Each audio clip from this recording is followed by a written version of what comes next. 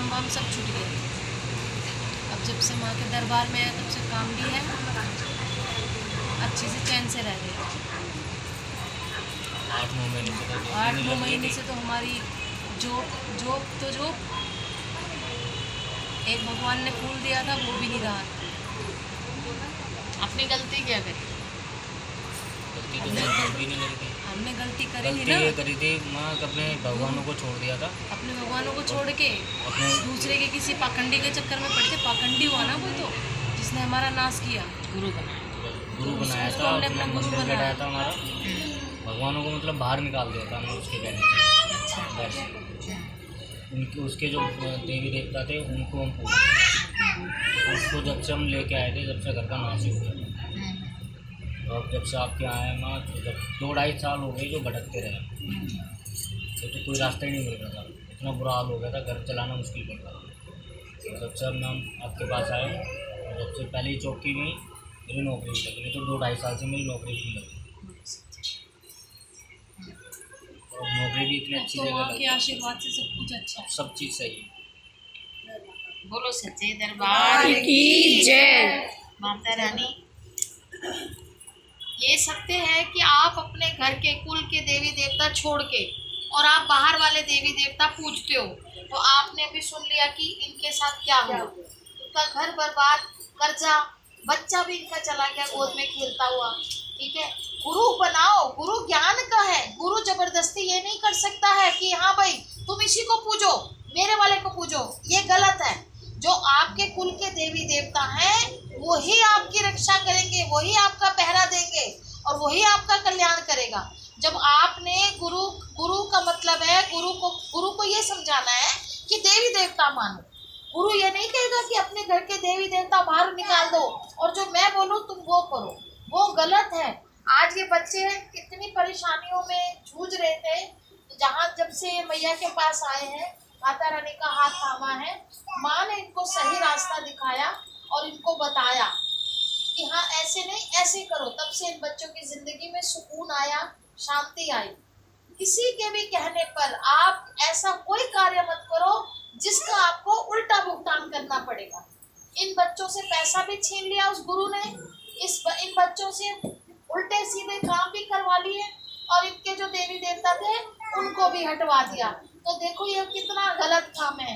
हम अगर गुरु के स्थान पर अगर बैठे हैं तो पहला हमें उनके देवी देवताओं को उन्हीं से पूजवाना चाहिए, ताकि जो उनके देवी देवता नाराज हैं, ना खुश हैं, वो खुश हो, ताकि इन बच्चों के ऊपर, इन भक्तों के ऊपर, उनके परिवार के ऊपर उनका आशीर्वाद बने और सारे काम अच्छे हों। बहुत सारे लोग हैं, ये बेचारे ये बैठे हैं पीछे, ये बड़े टाइम से परेशान थी। इनको देखो, आपका यहाँ कुछ लगा, आपको कितना आराम आया, आप कितना भटकी, कितनी परेशान हुई आपको आराम आया। तो जहाँ सच्चाई है, सच्चा दरबार है, ईश्वर है, माता रानी है, वहाँ पे आपका कल्याण ही होगा। और सबसे बड़ी बात है कि जहाँ कोई लालच नहीं है, यहाँ कोई लालच नहीं है, यहाँ तो आप ले जाओ, जितना ले सकते हो मैया के दरबार से ले जाओ, क्योंकि वो देने वाली बैठी है, वो दाती हैं, वो सब जानती है।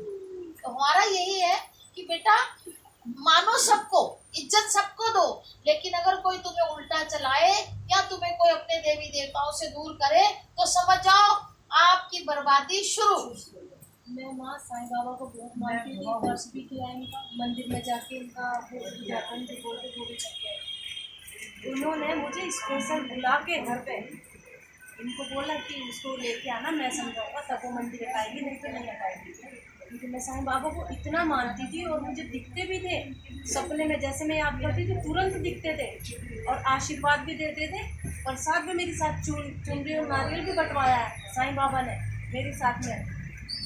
और उन्होंने क्या किया, स्पेशल बुला के घर पे, एक बार बताऊँ, ये मंदिर नहीं जो उन्होंने अपने बाबा भी उठा रखे थे, ये मंदिर नहीं है।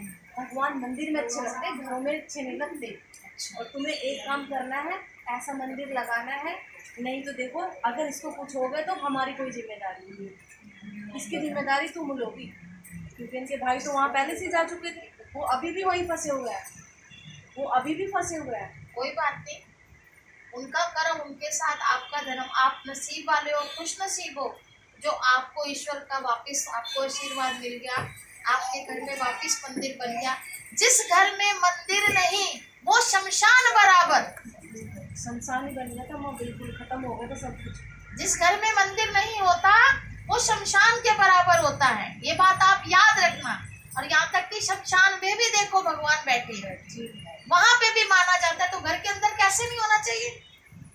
तो वहाँ सब कुछ ही बंद कर दिया था उन्होंने मंदिर में।